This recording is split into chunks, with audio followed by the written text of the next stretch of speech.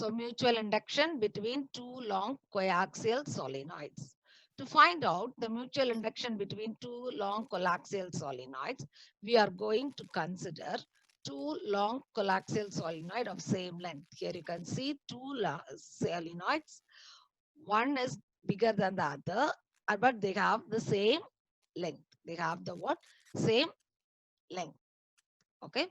Now the length of the solenoid is very large compared to the radii of the solenoid.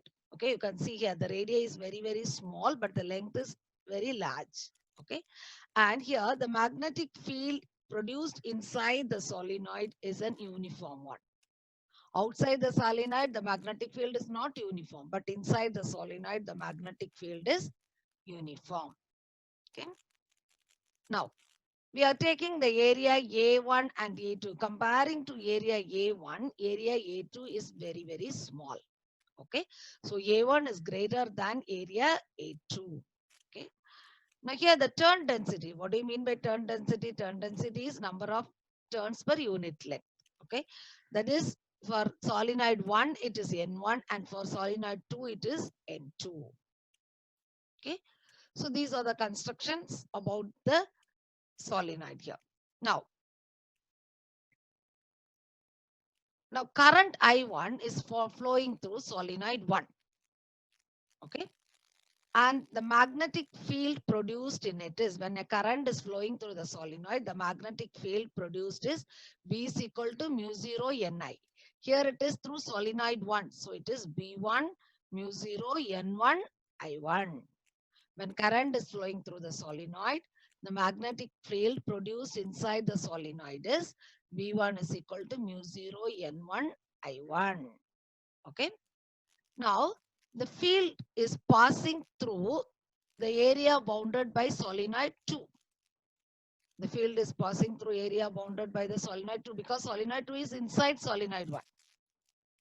So, the magnetic flux is linked with each turn of solenoid 2. The magnetic flux is linked with what? Each turn of what? Solenoid 2 because of the current in the solenoid 1. Okay. When current is passing in the solenoid 1, there is a flux linkage in the solenoid 2. Okay. So we can write the flux linkages. Phi to 1 is equal to integral B1 dot EdA. This is according to the definition of magnetic flux. Phi to 1 is equal to integral B1 dot dA. What is your dA? dA is the area D2. A2. So it is equal to what? B1 A2. Why B1 A2? Because the angle between the magnetic field and the area vector is 0 degree. So B1 A2 cos theta. Here it is cos theta is 0. So cos theta is what? Cos 0 is 1. So it is B1 A2. Okay. So what is the flux? I'm going to substitute for B1. So for substituting for B1, you are getting as mu 0 N1 I A2. So this is the flux linkage. This is the flux linkage because of current I1 passing in the solenoid 1 in the second coil. Okay. Now, that is for one turn we have found out. Suppose it is for n turns. N turns the flux linkage is given by N2 into. We are going to take the number of turns in the second solenoid. That is solenoid 2. N2 into 5 to 1, which is equal to. What is N2? N2 is small n2 into L. Number of turns per unit length. Okay. So here it is N2 into L. So N2L. For N2 I am substituting N2L. For phi 2 I am substituting it as what? Mu 0 N1 I1. Mu 0 N1 I1 A2. Okay. So here multiplying, you are getting N2 phi 2 1 is equal to mu 0 N1 to L I1. N2 phi 2 1 is equal to mu 0 N1 N2 A2 L I1. Now I'm going to take this as equation number 1. Okay. Now, according to the definition of mutual induction, we know N2521 is equal to M21I1. This already we learned in the definition of what? Mutual induction. N2521 is equal to M21I1. I'm going to take this as equation number 2. Now you see equation number 1 and 2. Both the left hand sides are equal. So I can equate the right hand sides. Okay.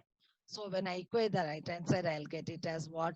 M21 is equal to mu 0 N1 N2 A L. Okay. Because I1 and I1 will get cancelled. So I'll get it as M21 is equal to mu 0 N1 N2 A2 L. Okay. This I'm going to take equation as 3. So this gives the expression for mutual inductance M21 of solenoid 2 with respect to solenoid 1. Here in solenoid 1, the current is flowing. The EMF is induced in the secondary coil S2. Okay, in the solenoid 2. Okay, that is called, here it is M21. The mutual inductance, we are taking it as what? M21. Okay, we have finished one part. Now we'll go for the second part. We can find out the mutual inductance M12 of solenoid 1 with respect to solenoid 2. In the first case, we learned it with solenoid 2 with respect to solenoid 1. Now we are going to learn solenoid 1 with respect to solenoid 2. Now current is flowing in the solenoid 2. Current is flowing in the solenoid 2. So the magnetic field produced in the solenoid is B2 is equal to mu 0 N2 I2. B2 is equal to what? Mu 0 N2 I2. Okay. Now here the magnetic field is uniform inside the solenoid. The solenoid 2 is inside solenoid 1. The solenoid 2 is inside the solenoid 1. Okay.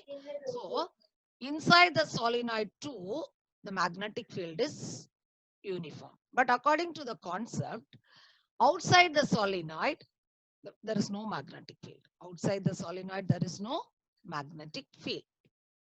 Okay. So outside the solenoid 2, it is almost what? 0. Therefore, for solenoid 1, the effective area, A2 is the effective area over the magnetic field, B2 is present. Okay, not the area 1. There we took what? For area, for the solenoid 1, we took the area as solenoid 2. Because solenoid 2 is inside solenoid 1. Okay. Now solenoid 2 is inside solenoid 1, but current is flowing in solenoid 2. Okay. Current is flowing in what? Solenoid 2. Only inside the solenoid 2, there is a magnetic field. Outside the solenoid, there is no magnetic field. So we have to take the area here also as what? A2. Here also we have to take the area as A2. So now, what is the flux linkage with each turn of solenoid 1 due to the current in solenoid 2? So the flux linkage is phi12. Phi12 is equal to integral B2 dot dA. So here it is B2 A2 cos theta. Theta is what? 0. So it is B2 A2. For B2, I'm going to substitute as what? Mu 0 N2 I2 into A2. Okay. This is for one turn. This is for what? One turn. Now the flux linkage with n number of turns, that is N1. The flux linkage in solenoid 1 is N1. So N1 phi12 is equal to N1L. What is N1? Capital N1, capital N1 is N1L. So it is N1L. What is phi12? Phi12 is mu 0 N2 I2 A2. So mu 0 N2 I2 A2. Okay. Now multiplying, you will be getting it as mu 0 N1 N2 A2 L I2. This is what we are getting. This I'm going to take it as equation number 4. Okay. Now, according to the definition of mutual induction, N1512 is equal to M12I2. N1512 is equal to M12I2. That is equation number 5. Now comparing equation number 4 and 5. Both the left hand sides are equal, so we can equate the right hand sides. When you equate the right hand side, you are getting it as M12 is equal to mu 0 N1 N2 A2 L. This I am going to take it as equation 6. Now, from equation 3 and 6, 3 is M21, 6 is M12. In both the cases, you have got the same result. In both the cases, you have got the what? Same result. So M12 is equal to M21 is equal to M. M12 is equal to M21 is equal to what? M. Okay. So in general, we can write the mutual inductance between two long coaxial solenoids as M is equal to mu 0 N1 N2 A into A2 L. Mu 0 N1 N2 A2 L. Suppose these solenoids are placed in a dielectric medium. Till now we consider it is placed in an air medium. Now it is placed in a dielectric medium of relative permeability mu r. Then what we can write is M is equal to, instead of mu 0, I'm going to write it as mu. Mu is for representing the medium. Okay. So mu N1, N2, A2, L. So what mu is equal to what? Mu 0, mu r. So M is equal to mu 0, mu r, N1, N2, A2, L. So this will give you what? The mutual inductance between two long coaxial solenoids present inside a medium. Okay.